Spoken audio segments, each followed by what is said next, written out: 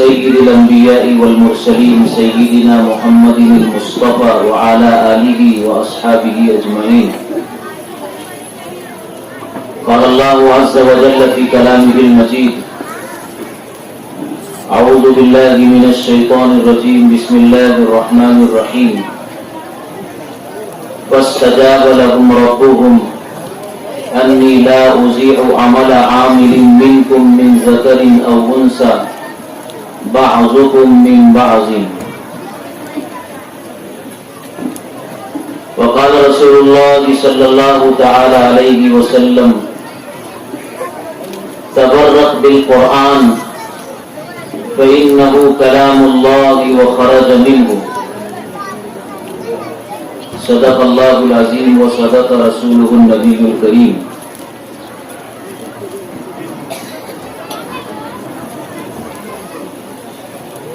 قابل صد احترام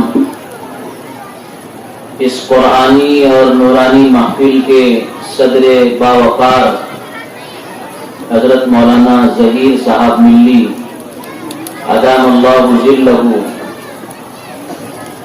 اس مدرسے کے تمام ہی قابل اور ماہر اساتذہ اکرام،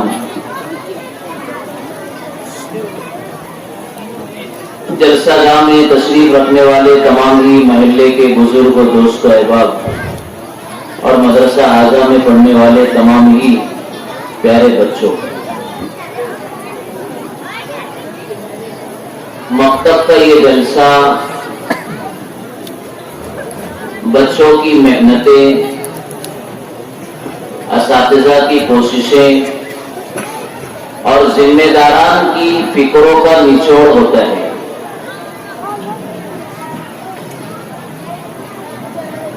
یہ مدرسے والے آپ کو یہ بتانا چاہتے ہیں کہ ہم نے سال بھر ان بچوں کو کیسے تراشا، کیسے سنبھالا، کیسے سجایا، کیسے بنایا۔ آپ نے کس پوزیشن میں یہ بچے ہمارے حوالے کیے تھے، اور استادوں کی محنت، ذمہ داران کی فکروں کے نتیجے میں یہ بچے آج آپ کے سامنے پہلے کیا تھے اور ان کی صلاحیتوں میں کس طرح کا نکھار پیدا ہوا، یہ سالانہ جلسے کے ذریعے سے آپ کو بتایا جاتا ہے، تاکہ آپ کو اس بات کا اندازہ لگے اور خوشی اور مسرت محسوس ہو کہ ہمارے بچے اور ہماری فکریں اور محنتیں یہ ضائع نہیں جا رہی۔ ان پتھروں کو تراش کر ہیرا بنایا جا رہا ہے، ان جو ہے کمزوروں کو مضبوط کیا جا رہا ہے۔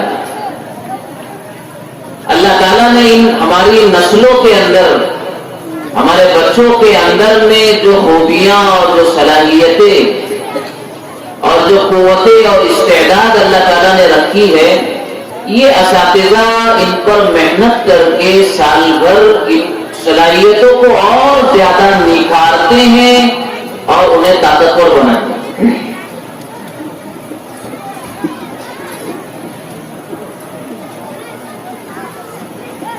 ایک بات ہمارے یہ ذمہ دار حضرات جو بیٹھے ہیں،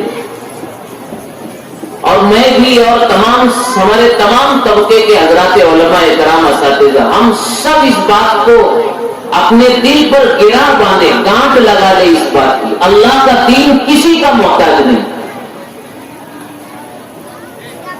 اللہ کسی کے محتاج نہیں، اس کا دین کسی کا محتاج نہیں۔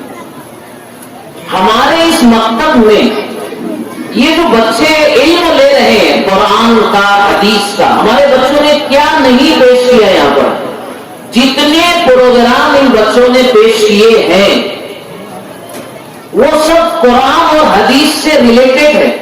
کچھ تو بچے وہ ہیں جنہوں نے ڈائریکٹ قرآن پیش کیا، کچھ ہمارے یہ نونہال وہ ہیں جنہوں نے احادیث پیش کی، کچھ بچے وہ ہیں جنہوں نے قرآنی دعائیں سنائی، کچھ بچے وہ ہیں جنہوں نے احادیث میں ذکر کردہ دعاؤں کو ہمارے سامنے پیش کیا۔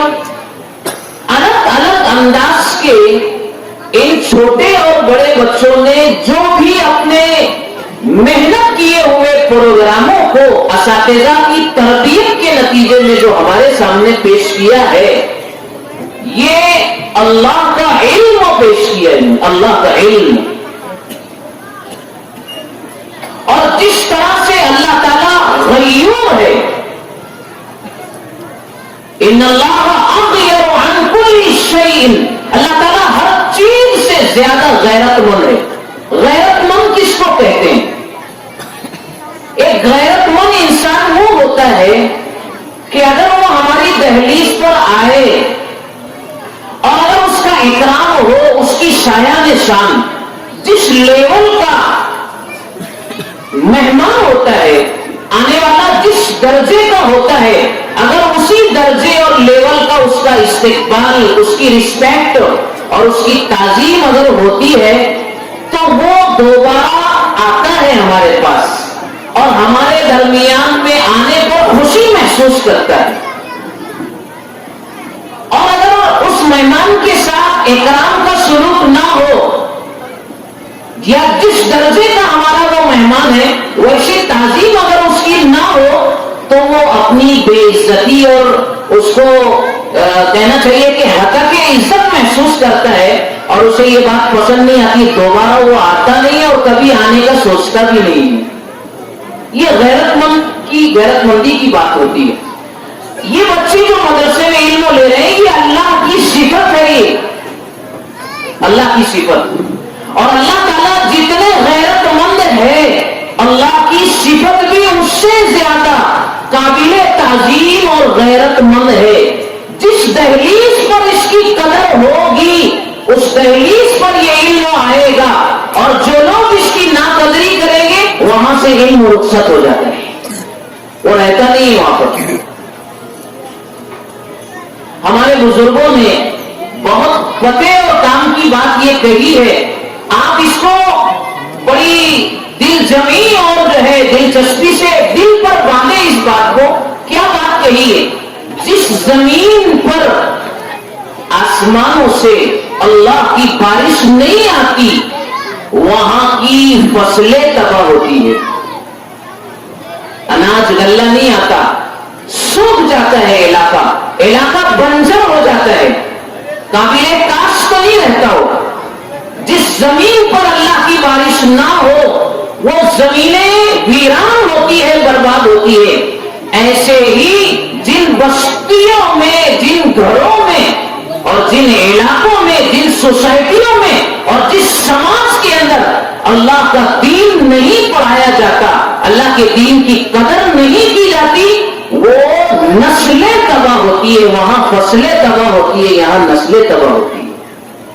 یہ ہماری نسل ہے میرے بھائی، ہم انہیں کیسا دیکھنا چاہتے ہیں؟ یہ ہماری دنیا بھی ہے، یہ بچے ہماری آخرت بھی ہے. کیسے دنیا ہے؟ حدیث میں اللہ کے نبی صلی اللہ علیہ وسلم نے فرمایا، اکریموا اولادکم فانہم خلقوا لغیر زمانکم. اپنے بچوں کی تعظیم اور اکرام کرو. ظاہر سی بات ہے، باپ بڑا ہوتا ہے، دادا بڑا ہوتا ہے، بھیا بڑا ہوتا ہے، ان بچوں کی تعظیم کا انہیں مکلف بنایا گیا. تعظیم کا کیا مطلب ہے یہاں پر؟ حدیث پاک کے اعتبار سے تعظیم، بچوں کی تعظیم کا مطلب یہ ہے کہ ان بچوں کو اللہ کا دین پڑھایا جائے، انہیں علم دین سکھایا جائے، انہیں بڑوں کی عظمتیں بتائی جائیں، ان بچوں کو اللہ کا تعارف، اللہ کا انٹروڈکشن، اللہ کی پہچان انہیں کرائی جائے، انہیں نبی اکرم صلی اللہ علیہ وسلم کی محبت ان کے دل میں پلائی جائے. ان بچوں کے اکرام کا یہ مطلب ہے. کیا ہوگا اس کا پھر؟ اس کا نتیجہ کیا نکلے گا؟ نتیجہ یہ نکلے گا کہ یہ بچے ہماری دنیا بھی ہے، ہمارے بڑھاپے کا آخری سہارا بھی ہے.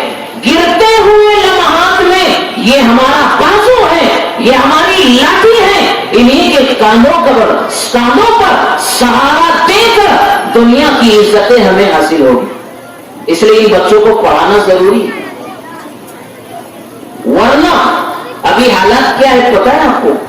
हालातों से लोग बाखबर है, जिस किस्म के हालात से भी लोग बाखबर है, लेकिन ये मैं आपको बता रहा हूं, हालात इस तरह से दीगर हो और खस्ता हो चुके हैं, बिगड़ चुके हैं कि मुसलमानों की सोसाइटी में भी इल्म और दीन न होने की वजह से एक पढ़ा लिखा तबका और एजुकेटेड तबका और मॉडर्न एजुकेशन से जुड़ा हुआ रिलेटेड तबका, उनकी ज़हनियत दीन और इल्म दीन के ताल्लुक से ये बन गई है कि बूढ़े माँ बाप को मुसलमान घरानों के औलादे भी ओल्ड एज होम के अंदर, ओल्ड एज होम के अंदर वो भेज रहे हैं, यानी वो सरकारी तौर पर शहरों के अंदर जो मकानात और जो घर तामीर किए जा रहे हैं जिसमें बूढ़ों को रखा जाता है कि अब तुम्हारी खांसी हमें बर्दाश्त तो नहीं, तुम्हारा बार बार पानी का मांगना हमें बर्दाश्त तो नहीं, ये हालत जब हो जाए माँ बाप की, तो आज मुसलमान घरानों की औलाद भी अपने बूढ़े माँ बाप को उन जो है सरकारी इदारों के हवाले कर रहे हैं कि आखिरी जिंदगी के लम्हात वहां गुजारेगी। इल्म दीन ना होने की वजह से ऐसा, उन्हें पता नहीं माँ बाप की कदर और अजमत का पता नहीं होता। तो ये बच्चे हमारी दुनिया भी है, यही बच्चे हमारी नेक नामी का जरिया है और यही बच्चे हमारी बदनामी का भी जरिया है जी।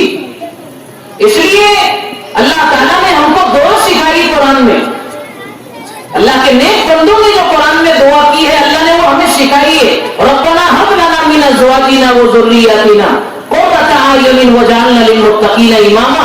ए अल्लाह, हमारी नस्लों से ऐसी औलादें पैदा कर और हमें दिखा जो हमारी आंखों की ठंडक का सामान हो। हमारी बीवियों को अल्लाह ताला वो अखलाक करीमाना और अखलाक और हुस्न अखलाक की वो बुलंदियां अता कर और उनके अंदर इल्म की वो जोत जगा दे और रोशनी दे दे कि ये हमारी आंखों की ठंडक का सामान बने। ये दुआ कुरान में अल्लाह ताला अपने बंदों को सिखा रहे हैं। और औलाद और बीवियां हमारे लिए नेक नामी और आंखों की ठंडक का सामान बन नहीं सकते हैं उस वक्त तक जब तक कि इल्म दीन से हमारा और हमारी नस्लों का रिश्ता मजबूत नहीं होगा। वरना आज की नस्ल देख लो, उनके बाल देख लीजिए, उनकी चाल देख लीजिए, उनकी जिंदगी गुजारने का तरीका देख लीजिए। आधी आधी रात हमारी नस्लें मोबाइलों पर खुराफात में और जिंदगियों को और आखिरत को तबाह करने वाली चीजों के अंदर जिस ताकत के साथ हमारी नस्लें और हमारा नौजवान पड़ा हुआ है, मेरे भाइयों, हमारी नस्लों को तबाह करने के लिए किसी कौम को किसी ताकत का इस्तेमाल करने की जरूरत नहीं है। हम खुद अपने हाथों से तबाह हो रहे हैं, अपने हाथों से हम तबाह हो रहे हैं। इसलिए ये मकातिबे कुरानिया और ये मदारिस जो इन बच्चों को इंसान बनाने की मेहनत कर, आप क्या समझ रहे हैं कि इन मदरसों के अंदर सिर्फ वो कुरान है और हदीस है, और अगर आप ये समझ रहे हैं कि कुरान और हदीस इनको पढ़ाया जा रहा है, तो कुरान और हदीस से बढ़ करके इस कायनात में और क्या चीज हो सकती है? क्या चीज हो सकती है? यही कुरान और यही अहादीस मुबारका तो इस कायनात को थामे हुए हैं। हदीस क्या कह रही है? हदीस में सरकार तो आलम अलैहिस्सलातु वस्सलाम क्या फरमा रहे हैं? ला तक़ूमु अस्साअतु हत्ता युक़ाल फ़िल अर्दि अल्लाह अल्लाह। ये कायनात का निजाम चलता रहेगा जब तक एक अल्लाह अल्लाह कहने वाला अल्लाह की जमीन पर बाकी रहेगा। और आपसे मैं सवाल करता हूं, अल्लाह अल्लाह कहने वाला कहां से पैदा होगा? कहां से पैदा होंगे अल्लाह अल्लाह कहने वाले? अल्लाह को याद करने वाले कहां से निकलेंगे? इन्हीं मदरसों से, इन्हीं मकातिबे कुरानिया से। यही वो हमारी नस्लें जो कुरान पढ़ रही है, हदीस पढ़ रहे हैं और अल्लाह का इल्म ले रहे हैं, दीन सीख रहे हैं, यही तो अल्लाह कहने वाले बनेंगे। इन्हीं में से तो अल्लाह ताला किसी को गजाली बनाएगा, किसी को रशीद अहमद गंगोही बनाएगा और किसी को अशरफ अली थानवी बनाएगा अल्लाह, और किसी को हजरत मौलाना गुलाम मोहम्मद वस्तानी बनाएगा अलैहिमुर रहमतु व रिज़वान। अल्लाह ताला इन्हीं बच्चों से किबार उलमा, मुहद्दिसीन, फुक़हा, मुतकल्लिमीन और उम्मत की बात दौड़ को संभालने वाले सबूत अल्लाह ताला انہیں مدرسوں سے پیدا کریں گے. اور کہاں سے؟ دنیا میں انسان بنانے کی فیکٹریاں ہیں کہاں؟ آج دنیا آپ جائزہ لیجیے کہاں انسانیت کا سبق دیا جا رہا ہے. سڑکوں پر کون کس کو انسانیت سکھا رہا ہے؟ اپنی طلبوں میں کون انسانیت کا اور تعظیم کا اور آداب زندگی کا درس دے رہا ہے؟ کون سکھا رہا ہے؟ یہ ٹھیکہ تو اور یہ ذمہ داری تو ان مدرسوں کے دیوانوں نے لے رکھی، جو بہت چھوٹی سے مشاہرے پر اور بہت چھوٹی سی تنخواہ پر یہ اپنے گھنٹوں اپنی زندگی کے ان بچوں کے پیچھے صرف کرتے ہیں اور خرچ کرتے ہیں. قرآن کا پڑھانا کوئی معمولی بات نہیں. حضرت مولانا رشید احمد گنگوہی رحمۃ اللہ علیہ جو کتب الاقطاب تھے، جن کو فقیہ النفس کہا گیا، ان کے متعلق لکھا ہے کہ جب انہیں ملک کی آزادی کی تحریک کی وجہ سے جب انہیں جیل میں ڈالا گیا، 1 مہینہ جیل کاٹنے کے بعد جب میجسٹر کی طرف سے اور کورٹ کی طرف سے رہائی کا فیصلہ جب ہوا کہ اب ان کو چھوڑ دیا جائے گا، تو لوگ خوشیاں منا رہے تھے باہر کہ حضرت مولانا کی اب رہائی ہو جائے گی، ایک قید و بند کی زندگی سے باہر آ جائیں گے. لیکن ایک قیدی اندر وہ دھاڑے مار کر کے آنسو بہا رہا تھا حضرت کی جدائی پر اور نکلنے پر. اسے غم ہو رہا تھا کہ اب حضرت جیل کی زندگی سے باہر چلے جائیں گے اور پھر میرا کیا ہوگا. حضرت نے پوچھا کہ کیا بات ہے؟ حضرت مولانا رشید احمد گنگوہی رحمۃ اللہ علیہ جیل میں اس کو قرآن کریم پڑھاتے تھے. ہمارے بزرگوں کی یہ فکر تھی کہ اللہ کا کلام جیل میں پڑھایا جا رہا ہے. اب وہ کہنے لگا کہ حضرت آپ چھوڑ گئے، آپ کی رہائی ہو جائے گی، آپ چلے جائیں گے، میرا جو قرآن آپ نے شروع کیا تھا وہ تو ادھورا رہ جائے گا، میں کسے قرآن پڑھوں گا. یہ مولانا رشید احمد گنگوہی رحمۃ اللہ علیہ کون ہے؟ حاجی امداد اللہ مہاجر مکی رحمۃ اللہ علیہ کے خلیفہ ہے. علم فقہ کا بےتاج بادشاہ ہے، زمانے کا قطب و ابدال ہے. یہ اتنی بڑی شخصیت، لیکن قرآن پڑھایا تو اس قیدی سے حضرت مولانا رشید احمد گنگوہی رحمۃ اللہ علیہ نے کہا کہ تم گھبراؤ نہیں، اگرچہ میری رہائی کا اعلان ہو گیا ہے کہ جیل سے مجھے جانا اور چھٹکارا مل گیا ہے، لیکن جب تک تمہارا قرآن مکمل نہیں ہوگا رشید احمد گنگوہی جیل سے باہر نہیں جائے گا. رہائی کے بعد تمہیں قرآن پڑھا کر کے جاؤں گا.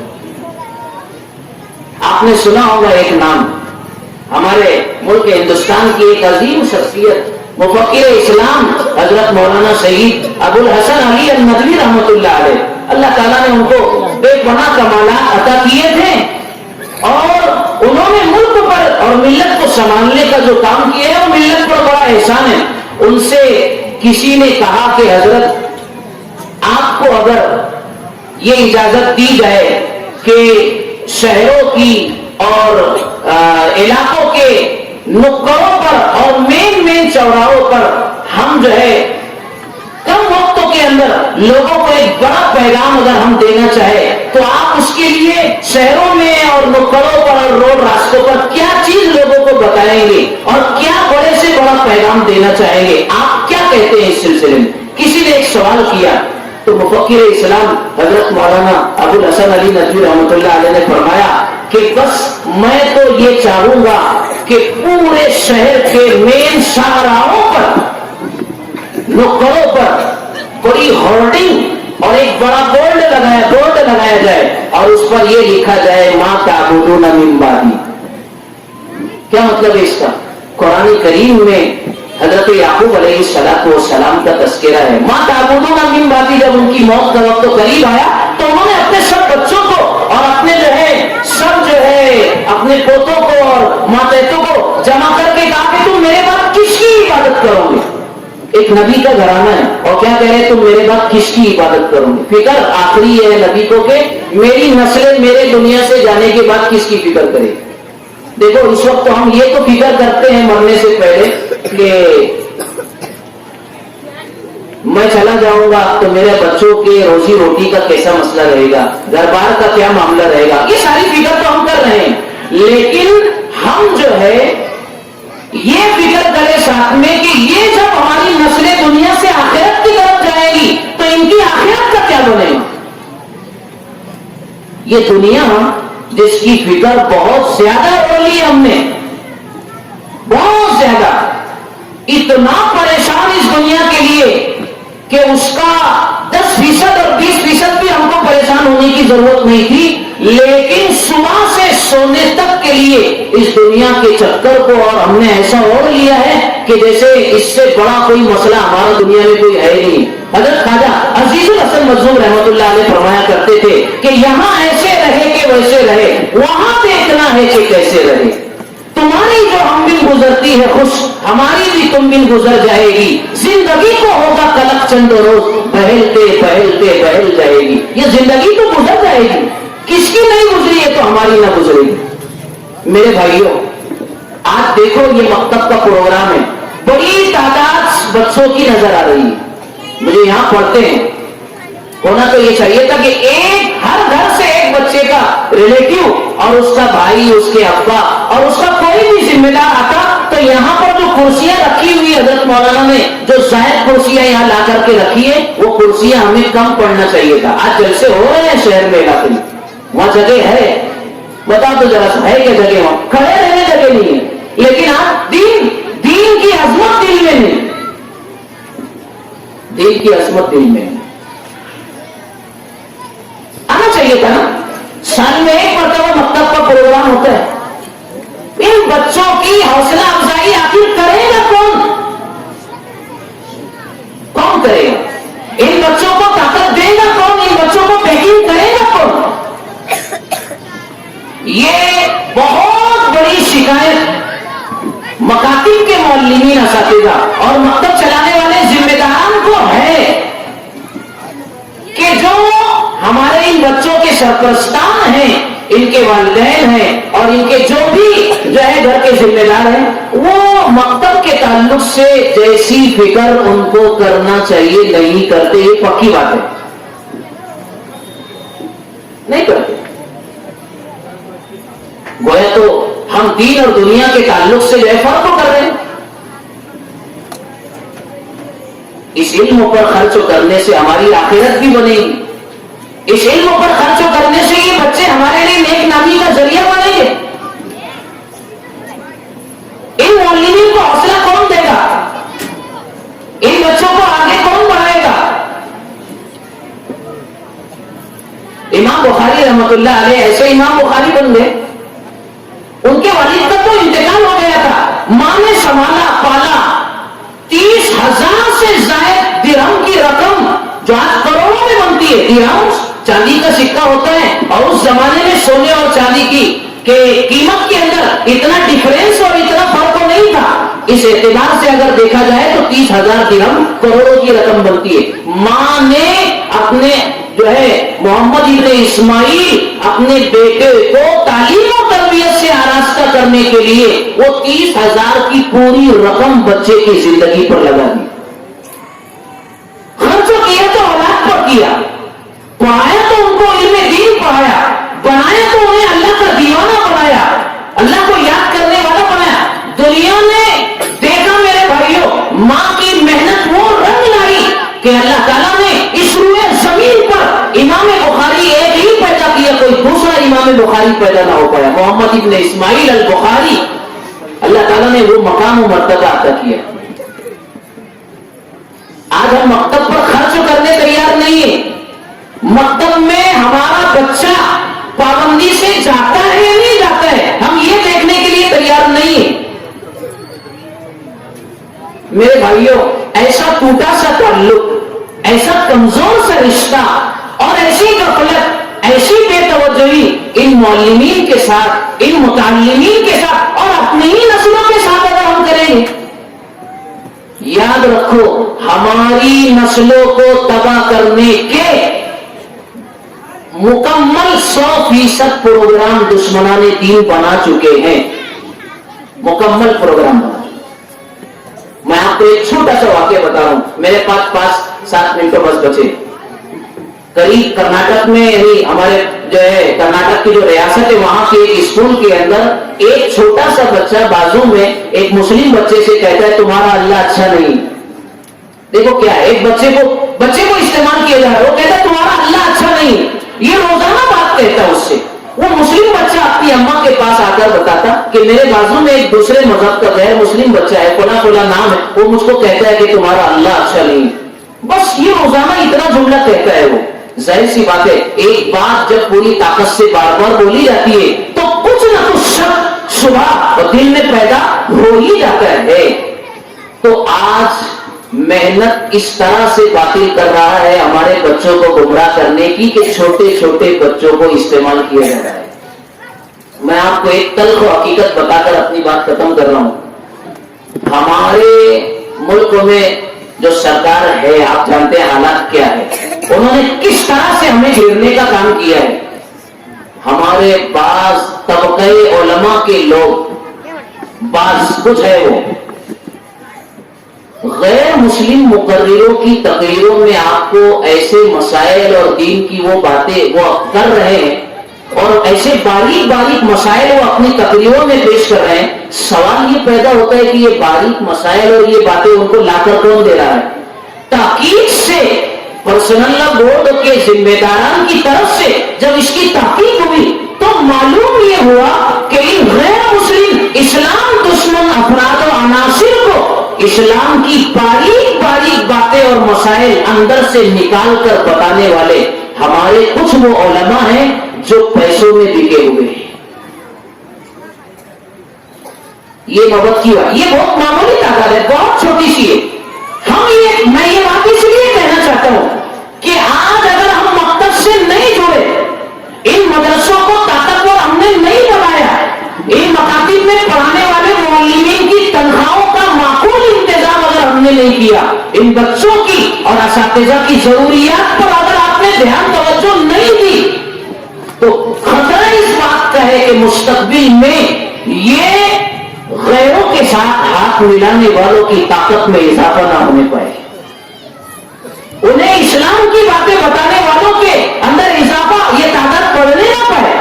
ظاہر سی بات ہے، حالات کا مارا ہوا آدمی اور حالات سے ستم زدہ آدمی وہ کسی کے بھی پالے میں جانے کے لیے تیار ہو جاتا ہے۔ ہاں، یہ بات سمجھیے آپ۔ اس لیے میرے بھائیوں، ہمیں ان مکاتب کو خود کفیل بنانا پڑے گا، خود کفیل، یعنی ان کی ضرورتوں کو اچھے پیمانے سے ہم اپنی محنت کی کمائی سے پورا کریں گے۔ نمبر 2، اپنے بچوں کو اس مکتب میں پابندی کے ساتھ بھیجیں گے۔ باپ کو بھی فکر کرنا پڑے گی، والدہ کو بھی فکر کرنا پڑے گی، گھر کا جو بھی ذمہ دار ہے اسے مکتب میں اپنے بچوں کو بھیجنے کی اولین فکر کرنا پڑے گی۔ اساتذہ سے وقتاً فوقتاً آپ ملیں گے، ذمہ داروں سے رابطہ کریں گے۔ یہ اللہ کا دین ہے، اگر ہم اس کے لیے استعمال ہو گئے تو سرخ روئی ہے، آخرت میں کامیابی ہے، ورنہ اللہ تعالیٰ اس کام کے لیے ہمارے علاوہ دوسروں کو کھڑا کرے گا۔ اللہ کسی کا محتاج نہیں ہے۔ وَإِن تَتَوَلَّوْا يَسْتَبْدِلْ قَوْمًا غَيْرَكُمْ ثُمَّ لَا يَكُونُوا أَمْثَالَكُمْ، اگر تم روگردانی کرو گے، اللہ کے دین سے غفلت برتو گے اور اپنی ہی نسلوں کے مستقبل کو اگر داؤ پر لگانے کے لیے آپ بے توجہی اگر برتیں گے، اللہ تعالیٰ دوسروں کو استعمال کر کے انہیں کہیں بھی بھیجا سکتا ہے۔ بڑا مسئلہ ہے ہماری نسلوں کو سنبھالنے کا۔ اس لیے میرے بھائیوں، حالات کے اعتبار سے مجھے اسی وقت تک بات کرنی ہے۔ میں بس آخری پیغام آپ سے یہی دینا چاہتا ہوں کہ دیکھیے، ہمارا مدرسہ جامعہ اسلامیہ اشاعت و مکل کو ہے، کتنا بڑا ادارہ ہے ملک کا، ملک میں اس سے بڑا ادارہ کوئی نہیں۔ دارالعلوم دیوبند اپنی جگہ پر سب سے بڑا ہے، لیکن نظام اور افراد اور بچوں کی تعداد اور نظم و ضبط سارے اعتبار سے عقل قوہ کا ادارہ آج اس پر سکندر کسا ہوا ہے۔ وہ چاہتے نہیں ہے کہ ہماری نسلیں آباد ہوں، وہ چاہتے نہیں ہے کہ ہمارے بچے گریجویٹ بنے، وہ نہیں چاہتے ہیں کہ ہمارے بچوں کے اندر دین آئے، علم آئے، ایجوکیشن آئے اور یہ اچھے افراد بنے۔ وہ ہماری نسلوں کو تباہ کرنے کی ساری تیاریاں کر چکے ہیں۔ اس لیے اس امت کو اپنے پیروں پر کھڑا ہونا پڑے گا، اپنے مدرسے خود چلانے ہیں، اپنے مکاتب کو مضبوط کرنا ہے۔ جو کمزور رشتہ ہمارا اس مکتب کے ساتھ ہے اسے آپ سب مضبوط کریں گے کہ نہیں کریں گے؟ بولیے، ہاتھ اٹھا کر بولیے میرے کو۔ ہاں، انشاءاللہ، انشاءاللہ کہیے۔ اب ہم इस मदरसे में आते जाते रहेंगे, इस मदरसे की जरूरतों को पूछते रहेंगे, अपने बच्चों को पूरी फिक्र के साथ यहाँ रवाना करेंगे और इन मुअल्लिमीन और मुताल्लिमीन के साथ अपना रिश्ता हम ताकतवर बनाएंगे। अल्लाह ताला मेरी हाजिरी को कबूल करे, आप तमाम हजरात को भी अल्लाह कबूल फरमाए और बच्चों की जितनी मेहनतें असातिज़ा ने की है इन पर अल्लाह ताला सबको जज़ाए खैर अता फरमाए। इस मदरसे को अल्लाह ताला खुद तरक्की अता फरमाए और अल्लाह हमारे शहर के लिए बेहतरीन जो है फैसले फरमाए आफियत वाले। व आखिरु दावाना अल्हम्दुलिल्लाहि रब्बिल आलमीन।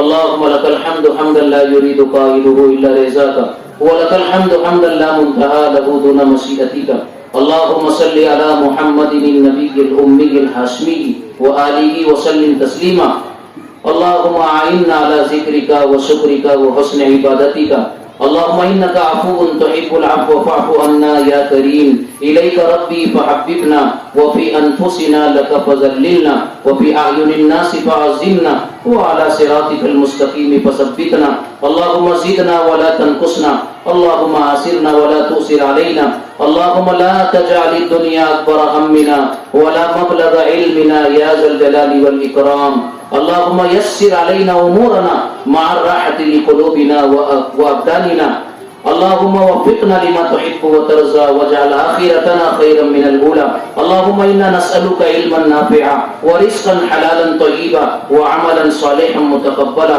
اللهم إنا نسألك العفو والعافية في ديننا ودنيانا رب کریم ہم سب کے گناہوں کو معاف فرما اے اللہ ہم آپ کے خطاکار گنہگار بندے ہیں اے اللہ سر سے لے کر پیروں تک گناہوں میں مجرم اور ڈوبے ہوئے ہیں مولا کریم اپنے کرم سے ہم سب کو معاف کرنے کا فیصلہ فرما اے اللہ یہ محنتیں یہ کاوشیں یہ قربانیاں اے اللہ جو بھی شکلیں ٹوٹی پھوٹی انداز میں تیرے دین کی آبیاری کے لیے ہو رہی ہے رب کریم ان سب کو قبول فرما اے اللہ جن لوگوں نے بھی اس ادارے کی محبت میں اپنا جو کچھ بھی قربان کیا ہے مولا سب کو جزائے خیر عطا فرما اس اجلاس اور اس جلسے کو قبول فرما اے اللہ آنے والے تمام حاضرین اور حاضرات کو قبول فرما تمام مرد و حضرات کی اے اللہ زندگیوں میں برکت عطا فرما مولا کریم ہماری اور ہمارے نسلوں کے ایمان کی حفاظت فرما جو کوششیں حفاظت دین و ایمان کے لیے ہو رہی ہے اے اللہ اسے بارآور فرما اپنے کرم کا فیصلہ فرما اے اللہ شہر بھر کے اندر